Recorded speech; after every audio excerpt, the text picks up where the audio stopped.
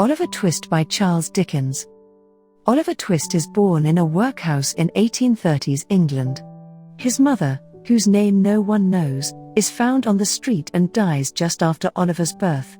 Oliver spends the first 9 years of his life in a badly run home for young orphans and then is transferred to a workhouse for adults.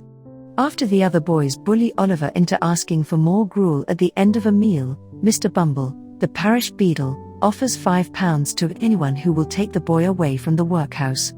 Oliver narrowly escapes being apprenticed to a brutish chimney sweep and is eventually apprenticed to a local undertaker, Mr. Sowerberry. When the undertaker's other apprentice, Noah Claypole, makes disparaging comments about Oliver's mother, Oliver attacks him and incurs the Sowerberry's wrath. Desperate, Oliver runs away at dawn and travels toward London. Outside London, Oliver, starved and exhausted, meets Jack Dawkins, a boy his own age. Jack offers him shelter in the London house of his benefactor, Fagin. It turns out that Fagin is a career criminal who trains orphan boys to pick pockets for him. After a few days of training, Oliver is sent on a pickpocketing mission with 2 other boys. When he sees them swipe a handkerchief from an elderly gentleman, Oliver is horrified and runs off. He is caught but narrowly escapes being convicted of the theft. Mr. Brownlow, the man whose handkerchief was stolen, takes the feverish Oliver to his home and nurses him back to health. Mr. Brownlow is struck by Oliver's resemblance to a portrait of a young woman that hangs in his house. Oliver thrives in Mr. Brownlow's home, but 2 young adults in Fagin's gang, Bill Sykes and his lover Nancy, capture Oliver and return him to Fagin. Fagin sends Oliver to assist Sykes in a burglary. Oliver is shot by a servant of the house and, after Sykes escapes, is taken in by the women who live there, Mrs. Maylie and her beautiful adopted niece Rose.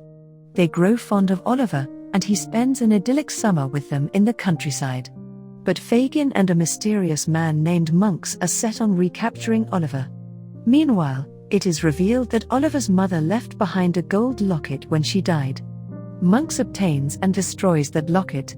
When the Maylies come to London, Nancy meets secretly with Rose and informs her of Fagin's designs, but a member of Fagin's gang overhears the conversation.